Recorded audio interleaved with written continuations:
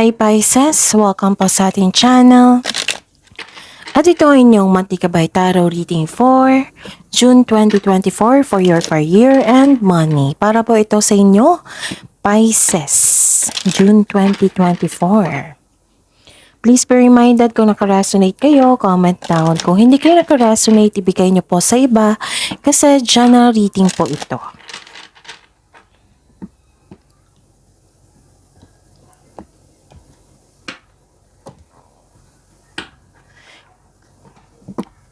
Gamitin ang reading na ito bilang gabay lamang. Please like, subscribe, and click bell button for notification para updated po kayo sa daily tarot reading natin. Maraming salamat po.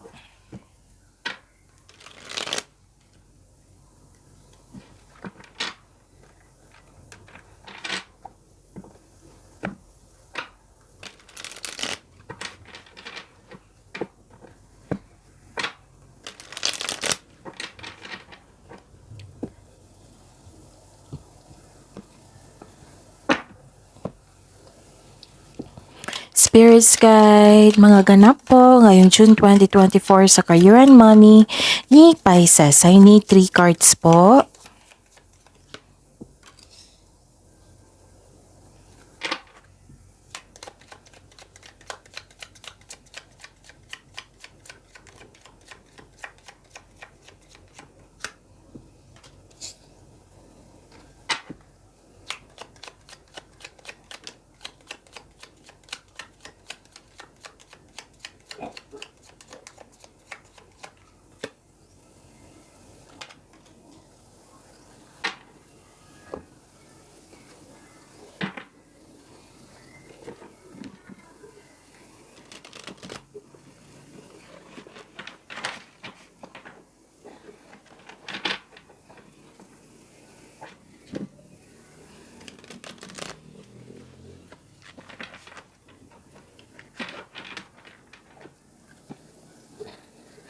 Spirits Guide, mga mensahe niya po para kay Pisces sa career and money nila ngayong June 2024. I need 2 cards po.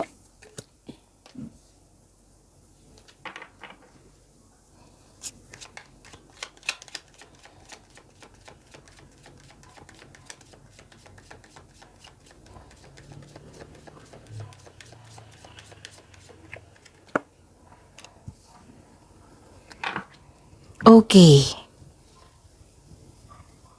Pisces, ngayong June 2024 sa career and money niyo po. May nakita ko ditong malakas sa inyong intuition, marami kayong ideas, which is, I consider this is blessing. Tapos may gusto kayong gawin na yung may karoon ng development sa inyong career, magkaroon ng development or pag-level up sa inyong magkaroon ng growth and expansion sa inyong career. Mostly sa career to eh. Kasi nga, career and money to. Ay, nako. So, Pisces, pasensya na po. Pisces, may nakita ko ditong nag-iisip ka for growth and expansion sa inyong career and money. Sa inyong career, marami kayong ideas which is I consider this is blessings and may nalaman kayong kaalaman, which is clarity din, at sekreto din. Kasi malakas ang inyong intuition, may malalaman kayong sekreto po. At may nakita ko ditong, this is closure. May nagkaroon ng closure or separation. May ending with new beginning. May nakita kong sadness eh. It might be nag-move out kayo from your comfort zone. Kaya may nakita kong sadness dito, separation. And nagkaroon ng closure, yes. So, tingnan ko pa ha. Pwede din nag-change career kayo ha, na mabigat sa loob mo, na lumabas sa comfort zone. Pero paalala lang po, gusto mo kasi ng pagbabago eh. So, move out from your comfort zone para makita mo yung success. Yes, may challenges pero ang karugtong niyan is success. Success po. Tapos may nakita ko ditong may matigas ang ulo. or sobrang stricto. Kaya kayo na-stress sa kanya. May transformation ha, may pag-let go, may nakita akong hardship dito. Kasi pagbabago. And may nakita ako ditong travel. It might be nagkaroon ng long distance relationship dito kasi magtra-travel kayo for your career, for your development. Kasi may nakita kong travel, movement, transition, bumabiyahe kayo. Pwede din ha, nagbakasyon kayo. Pauwi kayo para magbakasyon. Pwede din na palabas kayo para magkaroon ng new journey or adventure, bakasyon. And this is long distance ha, na biyahe. And ang message po para sa inyo, so pasensya na po sa ingay. Ang mensahe po para sa inyo which is very good. Kasi maganda. Fruits of labor. Fruits of labor. So magandang ani po ito. Yan, fruits of labor. So it's time to reap the fruits of your labor and become rich. Wow. So rich gain is here. And don't worry sa paglilipat mo. May nakikita ko ditong tagumpay. Mag-level up talaga kayo. Okay? And moving up. So this is the clarification also. So, ilang cards na nagsabi dito na may ganap. Okay, 1, 2, 3. 4 na card na po nagsabi dito na may ganap talaga na pagbabago. Moving up. Career is on the rise, new offers and opportunities, and salary increase. Wow, ang ganda. Pisces, go to the next level. Ang ganda po, Pisces. Spirits guys, ano po ang energy ni Pisces?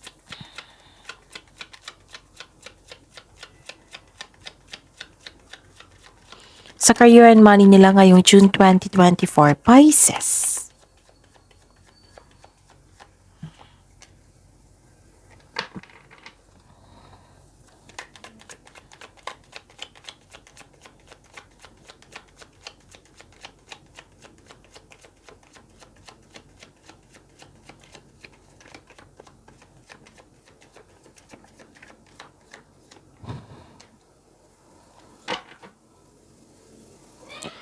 Okay, by the way, Pisces, Pisces,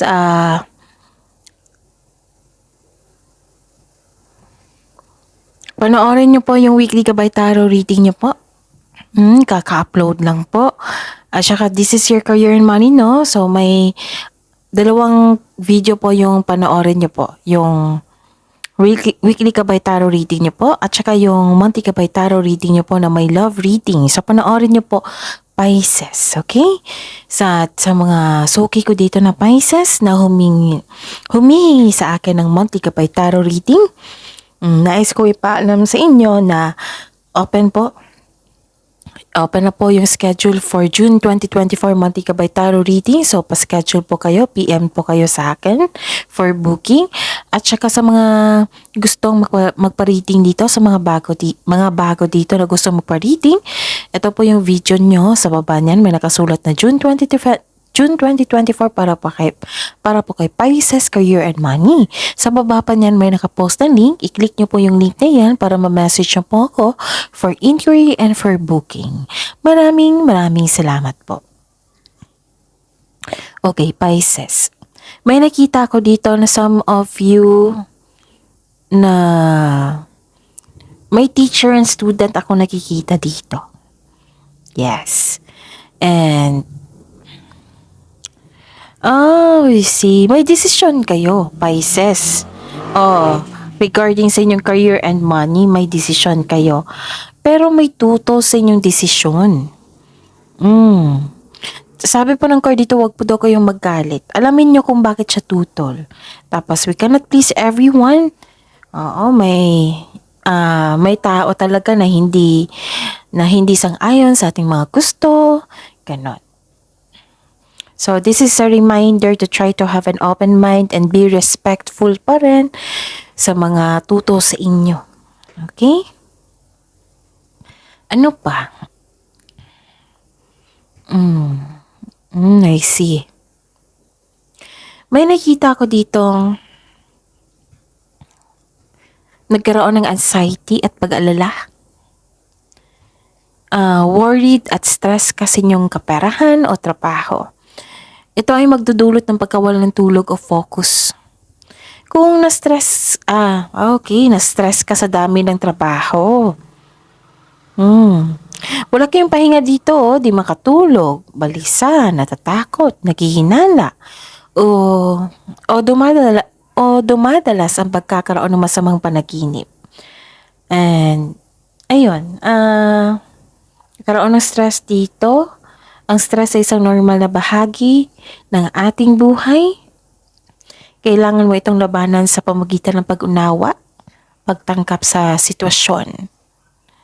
Makatulong po ang journal or diary, isulat mo yung nasa isip mo upang sa gayoy maalala or maalis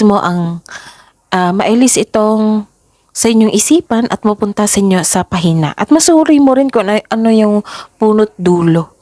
Kung gusto nyo na may kausap, then piliin nyo yung taong mag-keep ng sikreto, yung willing makinig sa inyo. And this card tells you to make change. Itong pangyayaring ito ay pansamantala lamang. Lilipas din po ito. Ito pala yung lumabas dito, the clarification of your card here. Na nalungkot kayo, na-stress kayo.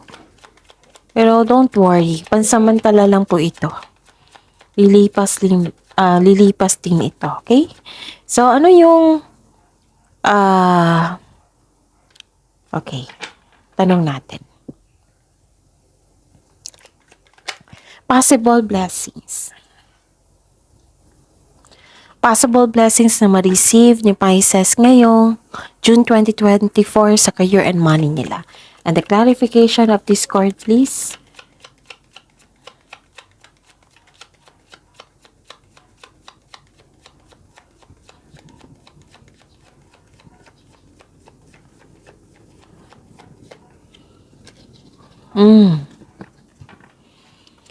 So, this is all about blessings, right? May nakita ko ditong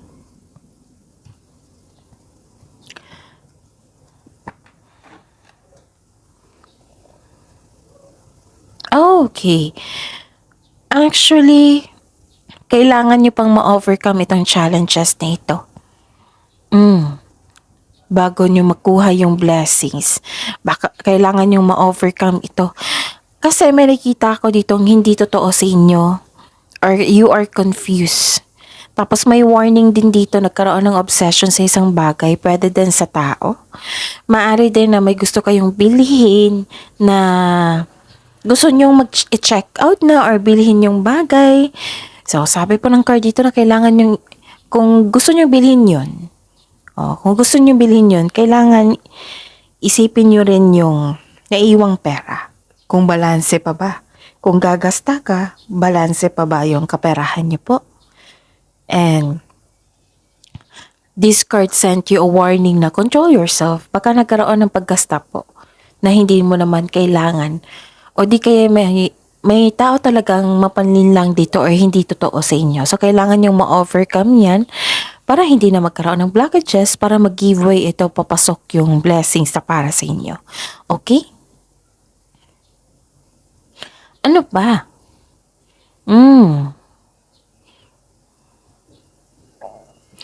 Okay. May quick action dito and movement.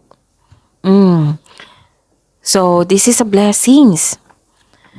Isa o maraming alok o idea ang darating sa iyo. Sobrang busy mo sa trabaho. Sobrang busy meaning development, growth, and money. And may parating po na exciting new opportunities. So, this is a blessings po ha.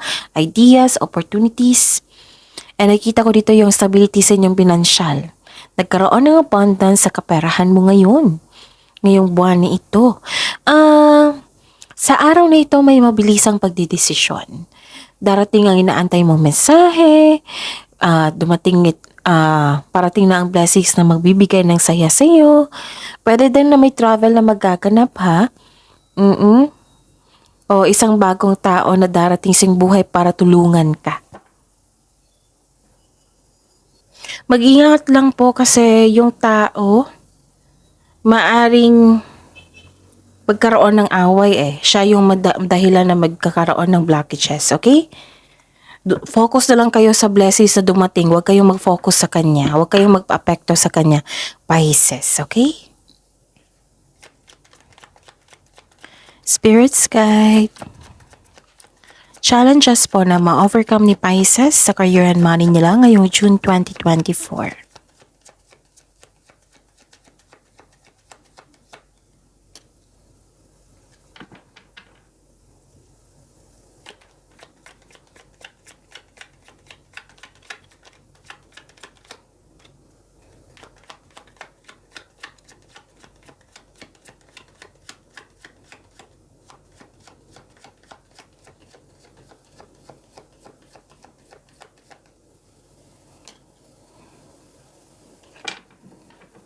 Okay.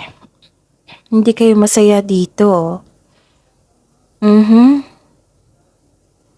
May nakita ko dito na nako, Pisces.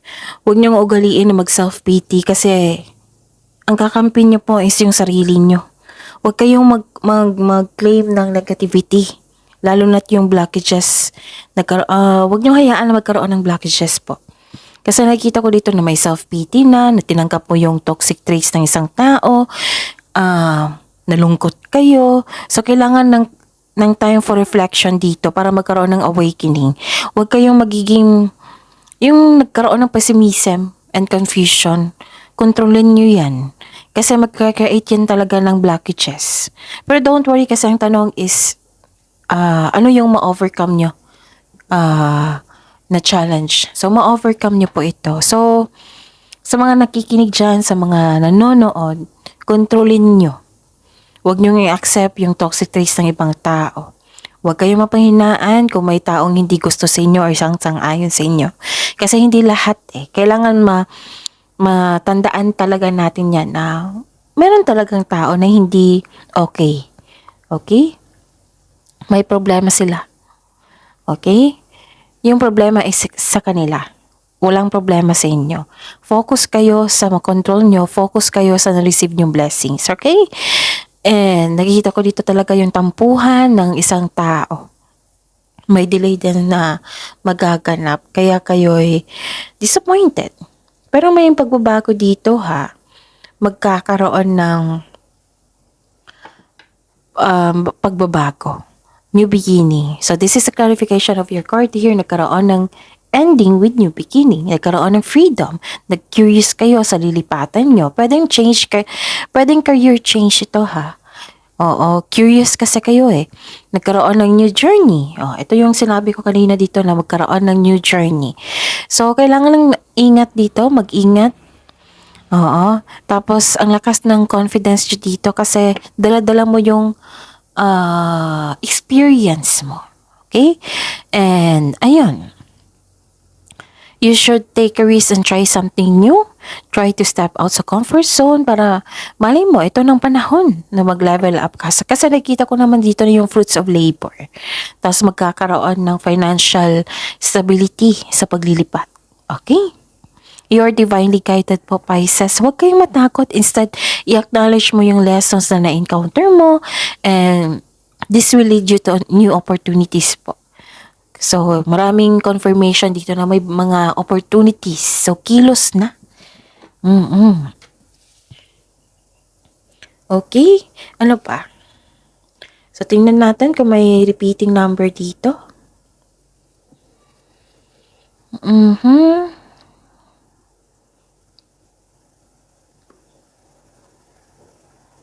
So, this is 31, 8, 3, 9, 10, well. So, okay. Meron 9, 9, 9, and meron bang 10? Okay. 9, 9 po. Meron 9, 9. Hanapin ka pa meron pa. So, 9, 9. I think 9, 9. 9, 9 nga. So this is spiritual growth, enlightenment, and this is the clarification of your cards here na may ganap na a message from your angels that it is a time of spiritual growth, enlightenment, and humanitarianism. Okay? And listen to your inner voice, determine your life purpose, and give back to others. Be generous. Okay, nagkaroon naman ng freedom dito, which is the clarification of your cards here. May nalaman kayong clarity, kasi may secrets of life dito, may freedom, may gratitude and generosity. So, this means may dumating talaga na blessings. Okay, so that is your reading, Pisces. Please like, subscribe, and click bell button for notification para updated po kayo sa daily tarot reading natin. Maraming salamat po.